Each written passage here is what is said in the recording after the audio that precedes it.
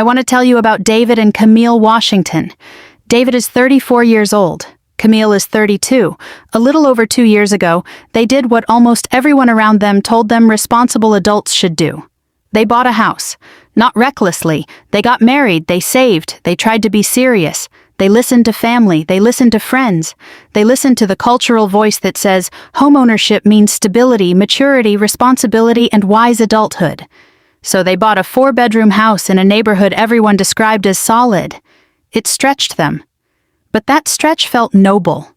Like adulthood. Like stewardship. Like finally doing life the right way. Like becoming the kind of family people respect. That was 26 months ago. Today their mortgage payment is $2,340 a month. Then add property taxes, then homeowners insurance, then maintenance, then the kind of repair costs nobody emotionally feels when they are signing papers and holding keys for the first time. Their real monthly housing cost is much closer to $3,100. They have no emergency fund. Their retirement savings combined are around $3,200. And if they sell right now, after market softness and selling costs, they likely lose money. They are house poor. That is the contradiction. The house that was supposed to represent stability has become one of the biggest reasons they do not actually have any.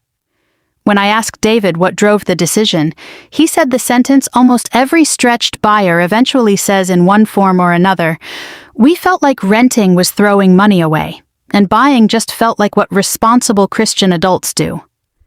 Neither of those statements is true. And the fact that so many sincere, serious, family-minded believers still build the biggest purchase of their lives on those two ideas is exactly why this video matters. Because the mythology around homeownership is incredibly strong. So strong that many people never stop to ask whether buying this house, in this market, at this stage, with this income, with this savings level, with this debt position, is actually wise. They ask a shallower question instead. Isn't buying just better than renting?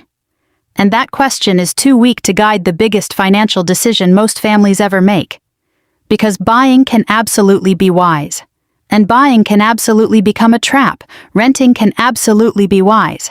And renting can absolutely be the more mature, more strategic, more faithful stewardship decision for much longer than people want to admit. Yet the issue is not whether ownership sounds more adult. The issue is whether the decision strengthens the household or strains it. For David and Camille, the house did not become the path to the foundation. It became one of the biggest obstacles to building one. And that is what makes the rent versus buy conversation so important. Because a lot of Christian families are not buying homes from strength. They are buying toward strength. And that is one of the most expensive sequence mistakes a household can make. David and Camille are not unusual. That is what makes this conversation necessary. Because homeownership has become so wrapped in identity, maturity, family respectability, and Christian adult symbolism that people often stop thinking clearly the moment the subject comes up. Buying feels like adulthood. Buying feels like permanence. Buying feels like responsibility. Buying feels like we are finally building something. Buying feels like what serious couples do once they get married and start life. Renting, by contrast, gets treated like delay, temporary, less mature, financially wasteful, something to escape, something you put up with until you can do the real thing. That framing is incredibly powerful and deeply incomplete, because the actual financial question is never simply, do I own or rent? The real question is, at this stage, in this market, with this income, this timeline, this cash position, this debt position, and this household structure, which housing choice strengthens the foundation of this household most? That is the stewardship question. And many people never ask it. They buy because the culture told them buying is the win. That is how house-poor households get made. The mortgage itself is only the beginning. That is the first surprise many owners discover too late. The payment is not the cost. It is the floor of the cost. Then come taxes, insurance, repairs, maintenance, appliance failures, roof problems, HVAC trouble, plumbing issues, lawn equipment, small fixes, big fixes. The down payment no longer being liquid. the emergency fund getting consumed or weakened to close, the retirement contributions slowing because the house now demands more cash every month than the household can comfortably carry. All of that is real, and if the household is not strong enough before the purchase, the house does not create the foundation. It competes with it. That is what happened to David and Camille. They did not buy from strength. They bought toward strength. And that distinction matters more than most families realize. Because a house is not a magical maturity machine. It does not automatically turn a stretched couple into a stable one. It is a financial tool, a powerful one, yes. But a financial tool bought too early can absolutely weaken the household instead of strengthening it. That is the part Christian culture often fails to say clearly enough. Scripture does not command homeownership. Scripture commands wisdom. Scripture commands provision. Scripture commands diligence. Scripture commands counting the cost.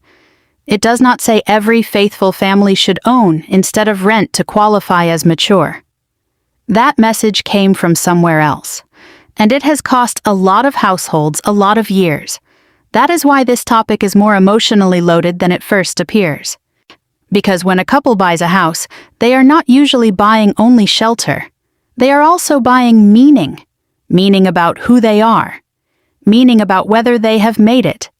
Meaning about whether they are finally respectable, adult, stable, and responsible. And that emotional meaning is exactly why people stretch too far. Because saying no to the house can feel like saying no to adulthood itself. That is what makes this trap so powerful. It does not sell only a property. It sells identity. That is why people will buy when the emergency fund is too weak, consumer debt is still present, the down payment is too thin, the timeline is uncertain, the market math does not favor ownership. The total housing cost crowds out almost everything else. Because the emotional reward of saying, "we own," is immediate. The financial consequences arrive more slowly, but slowly does not mean harmless. David and Camille are feeling that now, not only in the retirement account, not only in the bank account, in the month itself, in the feeling that the house owns too much of their budget, in the stress of every repair, in the quiet pressure of knowing the biggest bill in their life cannot be trimmed, paused, negotiated down, or moved around when things get tight. In the strange disappointment of having done what everyone praised and still not feeling secure. That matters. Because the house-poor household is not merely spending more. It is living with a constant sense that the house was supposed to create peace, and somehow did the opposite. That is the emotional cost of buying too soon. And until people understand that this can happen to sincere, responsible, and respectable couples, they will keep treating homeownership like a moral milestone instead of what it actually is, a financial decision that can either support the foundation or suffocate it. So before we even get to the math, we need to separate what the Bible actually says about property from what American family mythology says about owning.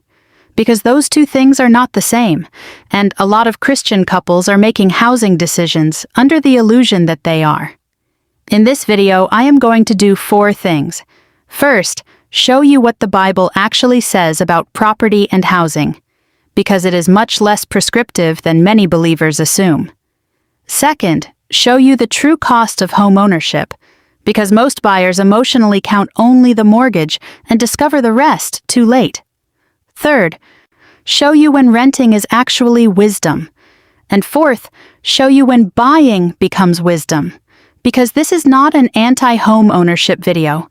It is a pro-foundation video. And foundation comes first. Always.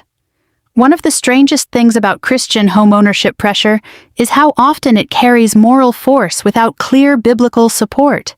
People speak as though owning is more adult, more stable, more responsible, maybe even more faithful. But Scripture does not build that case. Yes, the Bible talks about houses. Yes, it talks about land. Yes, it talks about vineyards and inheritance and property. But many of the verses casually used in support of homeownership as a Christian norm do not actually say what modern people want them to say.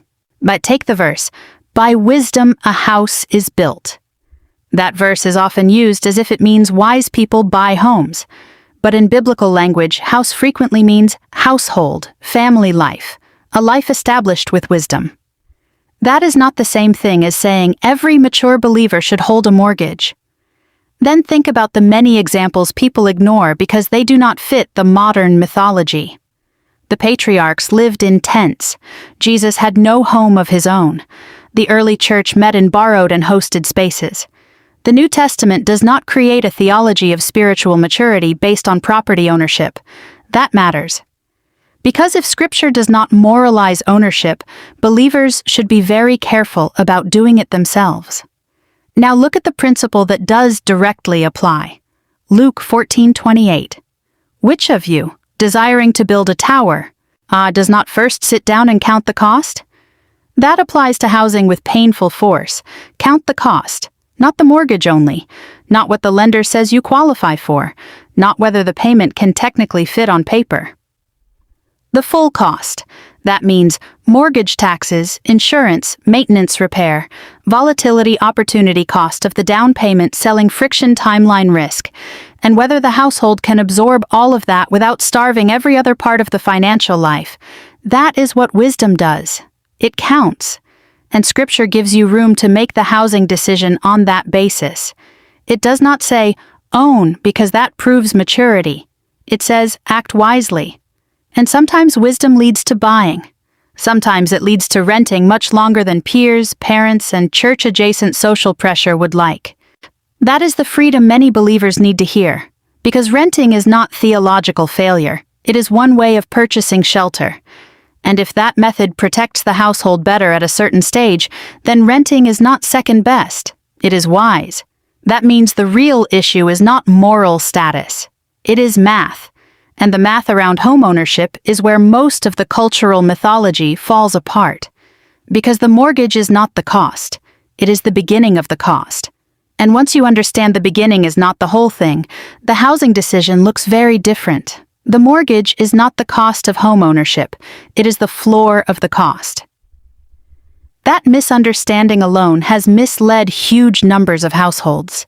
David and Camille emotionally centered the mortgage. $2,340. That was the number that lived in the conversation. That was the number everyone used when discussing, can we make this work? But the mortgage is not the total housing number. Property taxes matter. Insurance matters. Maintenance matters. Repair cycles matter. The fact that owners fund every surprise matters. That is how their true monthly housing burden gets much closer to $3,100. That difference is everything. Because it is why so many couples feel technically okay when they close and stressed within the first year. The lender qualifies the mortgage. Life delivers the rest. Then comes maintenance. This is where owners and renters are simply playing different games. A renter calls maintenance. An owner funds maintenance. Water heater? Cash. Roof issue? Cash. Plumbing problem? Cash. HVAC failure? Cash. Appliance replacement? Cash. That means buying without a real emergency fund is not maturity. It is exposure. And this is where the renting is throwing money away myth collapses completely. Because renters are not paying nothing. They are paying for shelter under a structure that protects them from repair volatility. That protection has value, a lot of value, especially for a household whose financial foundation is still thin. Then there is the opportunity cost of the down payment. The down payment is not just money used. It is money that is no longer liquid. It cannot cover emergencies in the same way. It cannot be invested elsewhere in the same way. It often represents years of accumulated cash suddenly converted into illiquid equity plus closing friction. That matters. Because when the household buys too early, the house does not only raise the monthly burden, it weakens the cash position too. So now the family has less liquidity, more fixed cost, more maintenance exposure, and less ability to recover quickly when something goes wrong. That is the real ownership burden. And in some markets, renting the same quality housing costs substantially less than owning once you compare the full owner burden instead of just the mortgage. That is what people almost never do. They compare rent to mortgage. That comparison is incomplete. The correct comparison is rent to mortgage plus tax plus insurance plus maintenance reserve plus repair volatility plus opportunity cost. That is the honest comparison. And once that full comparison happens, renting often starts looking much wiser than people were told it would. David and Camille did not simply buy shelter. They bought a large fixed obligation, reduced flexibility, maintenance exposure, lower liquidity, slower retirement momentum, and a property they cannot easily exit without pain. That is the complete picture. And once the complete picture is visible, renting begins to look very different. Not weak, not immature, potentially wise. So when is renting actually wisdom? A lot more often than many believers want to admit, renting is wisdom when the foundation is not ready. That is the shortest version. But let's make it painfully specific. Condition 1. The down payment is too thin. If the household cannot put meaningful money down without stripping liquidity and margin, renting is often wiser. Because thin down payment plus thin savings plus full owner costs is a fragile ownership structure. The issue is not simply whether you can get approved. The issue is whether the house can be carried without the whole household becoming brittle. Condition 2. There is no real emergency fund.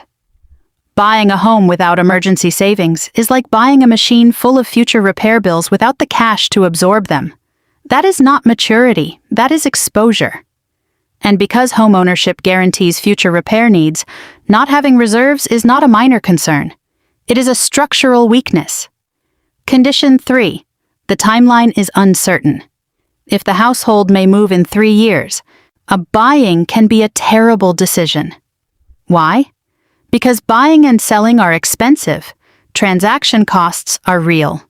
Markets do not always rise on your personal timeline. And a short stay can turn building equity into taking a loss. Renting preserves optionality. That is not failure. That is strategic flexibility. Condition 4.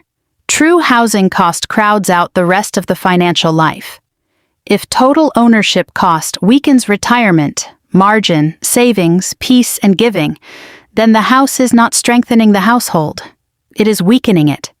And no amount of cultural applause changes that. Condition 5. Consumer debt still exists. Buying a home while still carrying significant consumer debt is usually a sequence problem, because now the household is stacking a massive fixed cost on top of a life already carrying pressure. That is not wise sequencing. That is overload. This is why renting can absolutely be the most responsible choice on the table. Not because renting is the dream forever, because at certain stages, renting protects the very things ownership would suffocate too early. It protects cash flexibility margin, repair risk retirement contributions, relocation freedom, and the ability to buy later from strength instead of desperation. That is wisdom. And if that is true, then buying is not the enemy. Buying becomes powerful when it follows the right sequence. That is the part people need next. Because the answer is not never buy. The answer is buy from strength, not toward it. Buying becomes wisdom when it follows the foundation instead of trying to create it. That is the central principle. Condition 1. The emergency fund remains intact after purchase. Not, we had savings once. Not, we will rebuild later. Still intact, because the house will start asking for money almost immediately. Condition 2. Consumer debt is gone. A mortgage does not need credit card stress piled on top of it. Debt compounds pressure. Condition 3. The household will likely stay long enough. Not because 5 years is magical, but because transaction costs are real and short timelines can crush the economics of ownership. Condition 4. The full housing cost fits the full life, not just the mortgage, the full owner number. And not merely, we can technically survive this. Actually sustain it. That means the house still leaves room for retirement maintenance margin, giving ordinary life and peace. Condition 5. The purchase happens from strength, not pressure. This may be the biggest one of all. If the household is buying because culture says renting is failure, that is pressure. If the household is buying because the foundation is strong and the numbers are good, that is wisdom. Those are not the same thing. This is what David and Camille did not have. They bought toward the foundation. Wise homeownership buys from the foundation. That one difference changes almost everything. It changes whether the home becomes an asset or an obstacle. It changes whether the payment feels stable or suffocating. It changes whether the house supports the household or silently competes with it every month. That is why timing matters more than most people realize. The same house can be a wise move for one family and a terrible move for another, depending on what stands underneath it. And that is the lesson too many buyers are never taught. The house is not the foundation. The financial structure beneath the house is the foundation. If that structure is weak, the house magnifies weakness. If that structure is strong, the house can become a powerful wealth-building tool. That is the full picture. And once people see that clearly, the rent versus buy conversation becomes much more honest. Not, which option sounds more adult, but, which option makes this household stronger? That is the question David and Camille needed 2 years ago, and it is the question many viewers need right now. If you are currently house poor, do this week. Calculate your true monthly housing cost, not just the mortgage, everything, then compare that to what a comparable rental would cost. That number tells the truth more clearly than pride will. If you are renting and feeling pressure to buy, run the 5-condition test. Emergency fund, debt position, timeline, true full cost, strength of the household after purchase. If those are weak, renting is not failure. It is discipline. If you are preparing to buy and the foundation is actually there, proceed carefully. Count all of it, not most of it. Because the goal is not to own a house at all costs. The goal is to own a house without letting the house suffocate the rest of the financial life. David and Camille did not fail because they bought a house. They got hurt because they bought one before the foundation was ready. That is the whole lesson. The house is not a moral trophy. It is a financial tool, and a financial tool used at the wrong time can do real damage. Renting is not throwing money away. It may be preserving the exact strength that makes buying wise later, and buying is not automatically mature. Not if it empties the household in order to perform stability instead of building it. If this video corrected something cultural pressure distorted, send it to someone who is feeling rushed toward a house they are not actually ready to carry. And drop a comment telling me this. Is your current housing situation strengthening your foundation or straining it? Because the house is not the goal, the foundation is.